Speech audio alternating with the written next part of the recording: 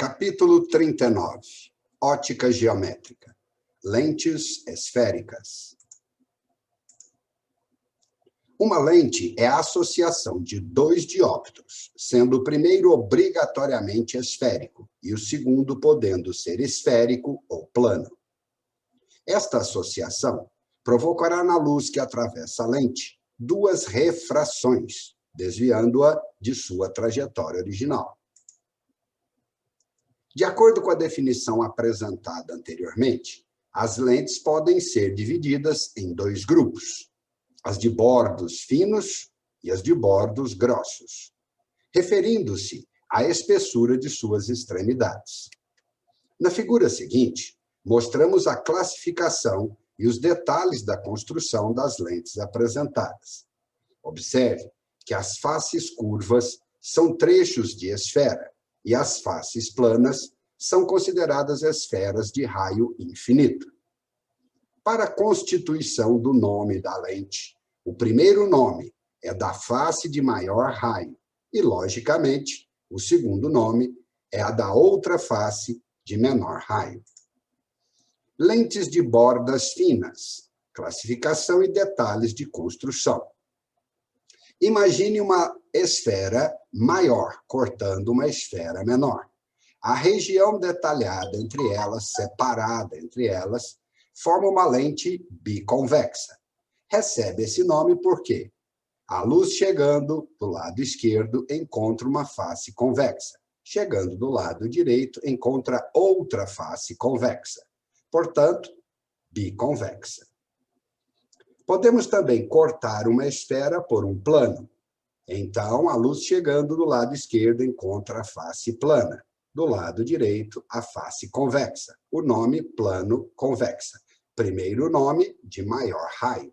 Raio da face plana, como já foi dito, é infinito. Uma esfera maior cortando uma esfera menor.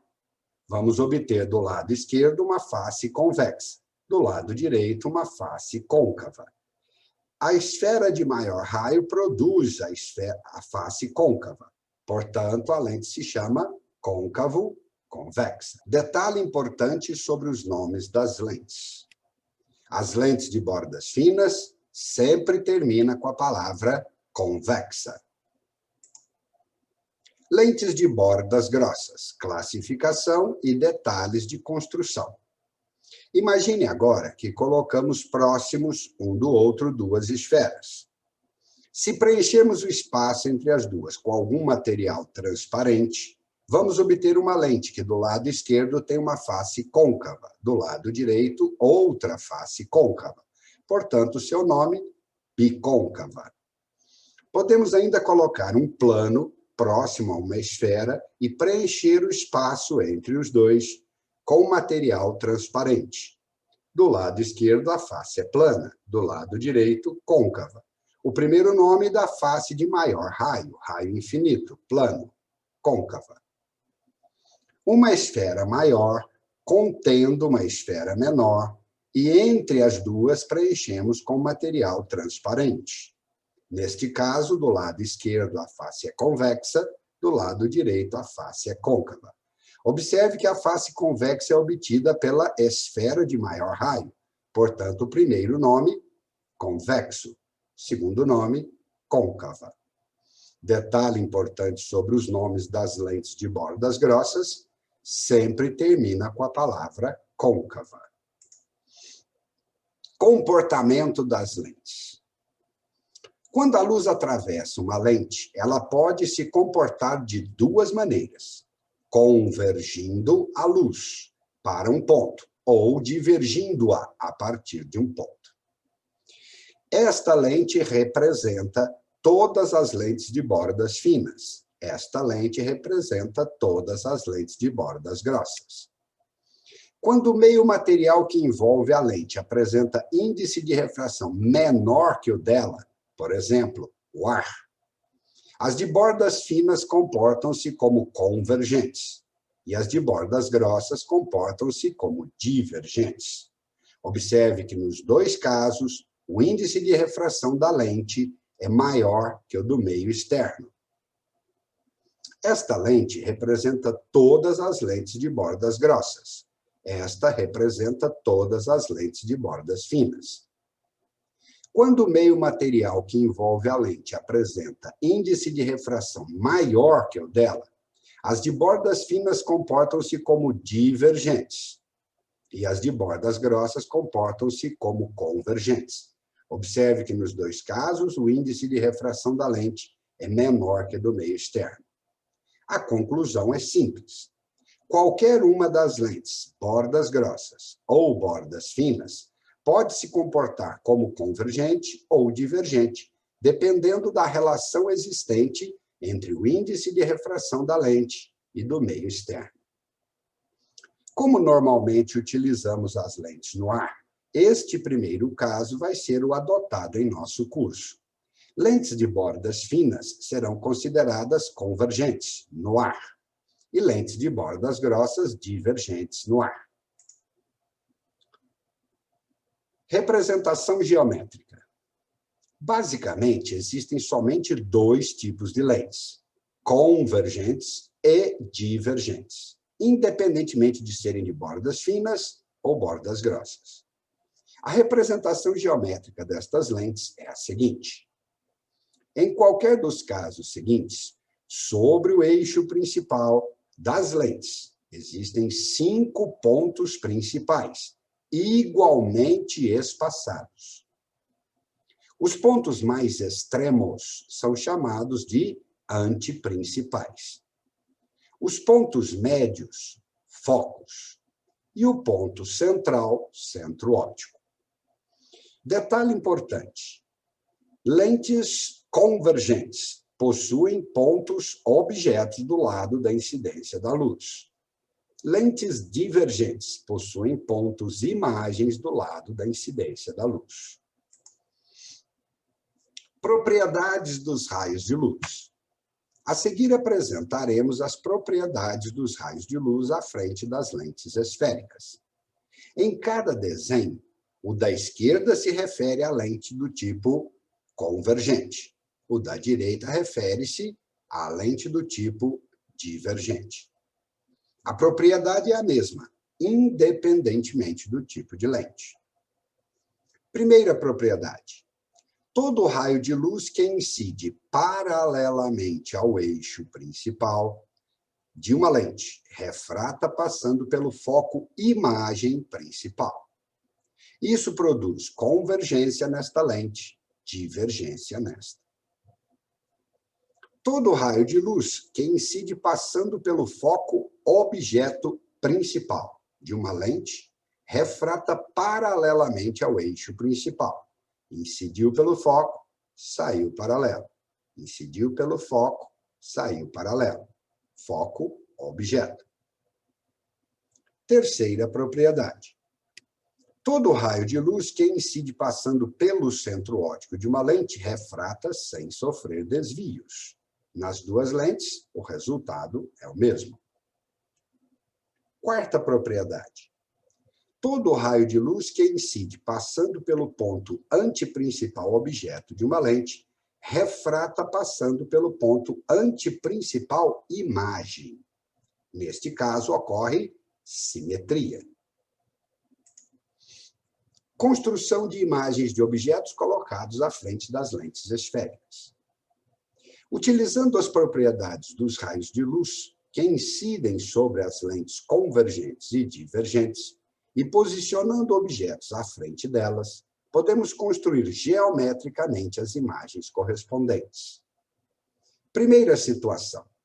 Um objeto colocado antes do ponto antiprincipal objeto de uma lente delgada convergente. Utilizando as propriedades dos raios de luz, obteremos esta imagem. Quais são suas características? É uma imagem real, formada pelo cruzamento dos próprios raios de luz. Invertida, está de cabeça para baixo em relação ao objeto. E menor, seu tamanho, comparado com o objeto, é reduzido. Aplicação de uma lente como estas. Câmeras fotográficas e olho humano. São duas aplicações importantes. Segunda situação. um objeto colocado sobre o ponto anteprincipal objeto de uma lente delgada convergente. Novamente, utilizando as propriedades dos raios de luz, a imagem obtida será esta. Quais são as características? Real, formada pelo cruzamento dos próprios raios de luz. Invertida, está de cabeça para baixo em relação ao objeto. E igual, significa dizer que possui exatamente o mesmo tamanho que o objeto. A aplicação de uma lente como esta ocorre nas fotocopiadoras, as máquinas de Xerox. Terceira situação possível: o objeto colocado entre o ponto anteprincipal objeto e o foco objeto de uma lente delgada convergente. Novamente, propriedades dos raios de luz formam esta imagem, cujas características são: real, formada pelo cruzamento dos próprios raios de luz. Invertida, está de cabeça para baixo em relação ao objeto. E maior, ampliada, tem um tamanho maior que o objeto. A aplicação de uma lente como esta: projetores. Quarta situação: o objeto colocado sobre o foco objeto de uma lente delgada convergente. Usando as propriedades dos raios de luz, vamos observar que os raios emergentes, refratados pela lente, são paralelos entre si. Isto significa dizer que teremos uma imagem infinitamente grande e infinitamente distante da lente, chamada então de imagem imprópria. Não existe uma aplicação direta para uma lente com esta configuração. Porém, aplicando-se o princípio da reversibilidade dos raios de luz, ou seja, invertendo o sentido dos raios de luz, esta lente pode ser utilizada como objetiva de luneta astronômica. Afinal de contas, em uma luneta, que mostraremos posteriormente, recebe luz de objetos que estão muito distantes. Recebe luz de objetos no infinito.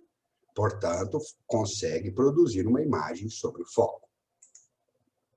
Quinta situação possível: objeto colocado entre o foco-objeto e o centro óptico de uma lente delgada convergente.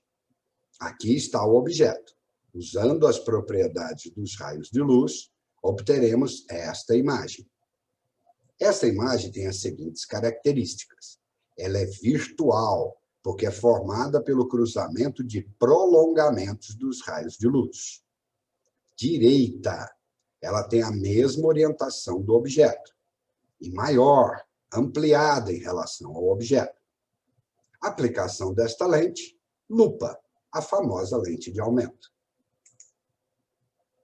Sexta e última situação possível: objeto colocado à frente de uma lente delgada divergente.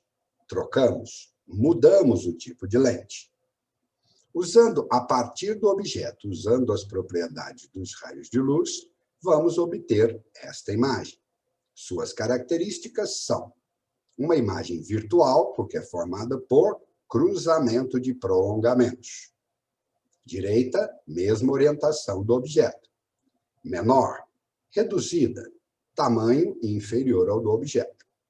Aplicação, a única possível para essa lente: correção de miopia. Estudo analítico das lentes esféricas. Assim como obtivemos por construções geométricas as características, natureza, posição, tamanho e orientação das imagens conjugadas pelas lentes esféricas, podemos determiná-las também por um processo algébrico, matemático. Ou seja, determinar analiticamente a posição, a altura, que corresponde ao tamanho, a orientação e a natureza da imagem. Para tanto, será necessário introduzir alguns elementos que quantifiquem essas características. As posições do ponto-objeto e do ponto-imagem podem ser fixadas através de um sistema de referência cartesiano ortogonal, o qual nos fornecerá, então, as coordenadas P, O e P'I desses pontos. As alturas do objeto e da imagem no sistema de referência citado acima serão as ordenadas O e I. As naturezas para objeto e imagem ficam condicionadas aos sinais das abscissas, P e P'. A determinação analítica das imagens ficará, então, condicionada pelas seguintes grandezas. F é a distância focal, qualquer um dos focos, tanto objeto quanto imagem. P, a distância do objeto ao centro óptico da lente. P', a distância da imagem ao centro óptico da lente. São abscissas, medidas na horizontal. O, tamanho do objeto, sua altura vertical. I, é o tamanho da imagem, sua altura vertical também. O e I são ordenadas, verticais. A é o aumento linear transversal, apenas uma proporção entre o tamanho do objeto e o tamanho da imagem. Definiremos também sinais para cada uma das grandezas apresentadas. A distância focal pode ser positiva ou negativa, indicando o tipo de lente. A posição do objeto pode ser positiva ou negativa, indicando real ou virtual. A posição da imagem também pode ser positiva ou negativa, também indicando real e virtual. O tamanho do objeto, positivo ou negativo, indica se é direito ou invertido. E o tamanho da imagem ou o aumento indicam se a imagem é direita ou invertida. As equações para o cálculo das posições e tamanhos do objeto e imagem são as apresentadas a seguir. Esta é a equação dos pontos conjugados, também chamada de equação de Gauss. 1 sobre F, distância focal, é igual a 1 sobre P, a posição do objeto, mais 1 sobre P', a posição da imagem. Equação do aumento linear transversal, também chamada de equação de ampliação. O aumento é a proporção entre o tamanho da imagem e o tamanho do objeto, ou menos P' sobre P. Outro conceito importantíssimo. Vergência, representado pela letra V, ou convergência, C, de uma lente esférica. Matematicamente, a vergência da lente é apenas o inverso de sua distância focal. Quando efetuamos o cálculo da vergência, obrigatoriamente, a unidade utilizada para a distância focal deve ser metros. Isso produzirá a unidade de dioptria para a vergência. Observe, vergência, o inverso da distância focal. Obrigatoriamente, a distância focal em metros produzirá vergência em dioptria. De forma prática, dioptria é comumente chamado grau de correção visual. Equação dos fabricantes de lentes, ou equação de Halley. É possível calcular a distância focal de uma lente utilizando as medidas geométricas de suas faces e do material, a substância, empregado em sua construção.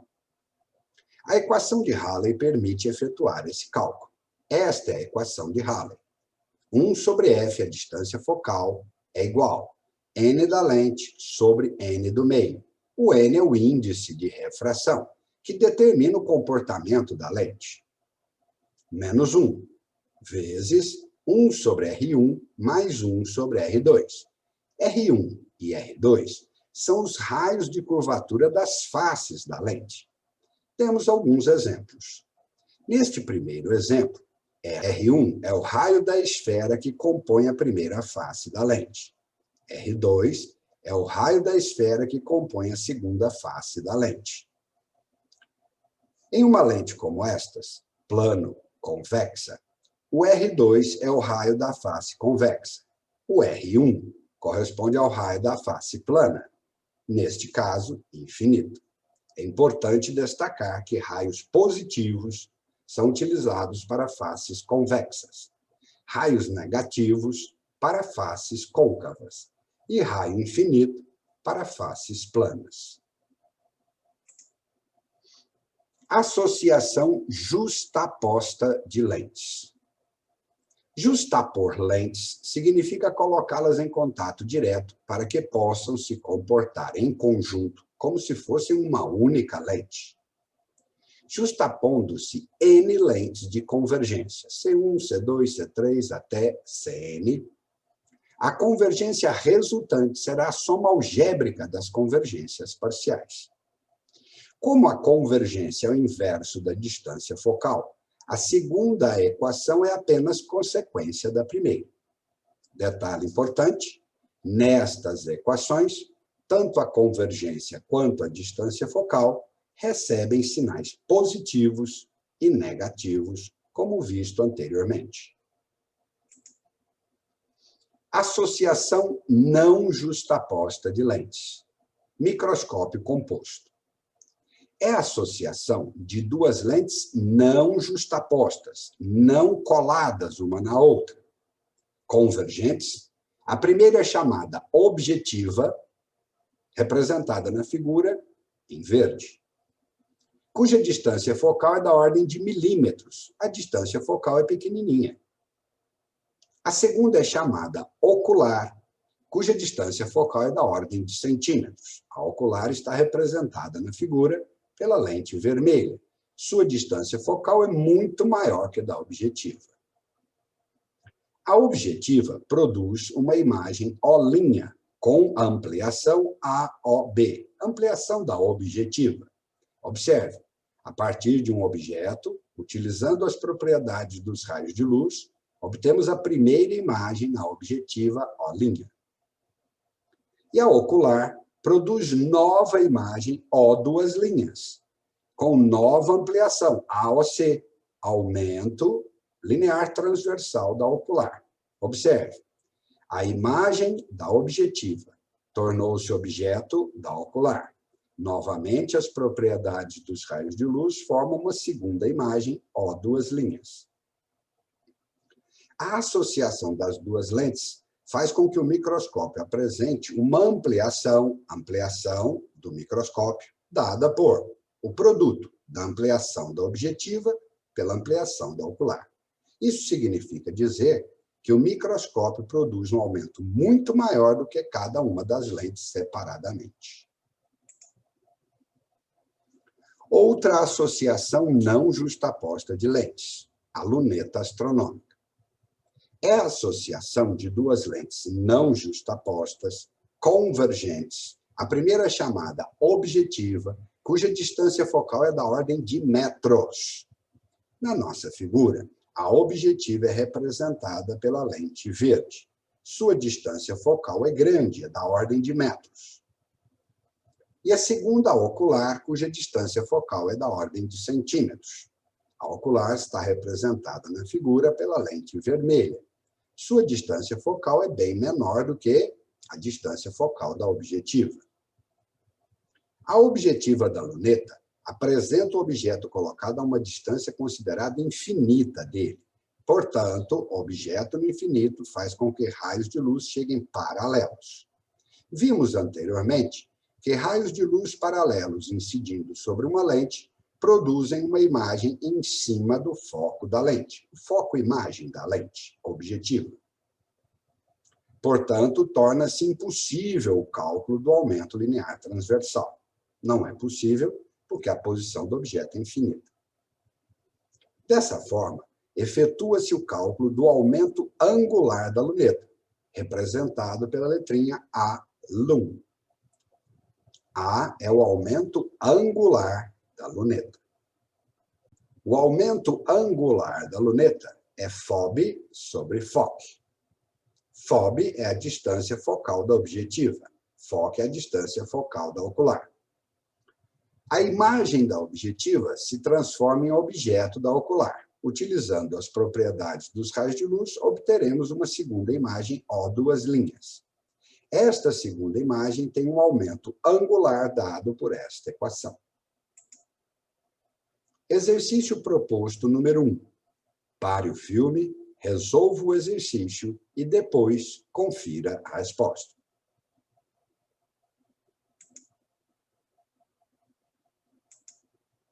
Exercício proposto número 2. Pare o filme, resolva o exercício e depois confira a resposta.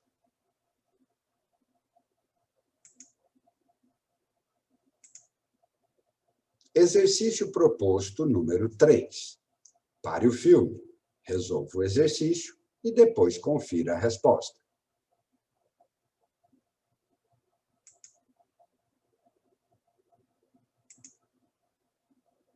Exercício proposto número 4. Pare o filme, resolva o exercício e depois confira a resposta.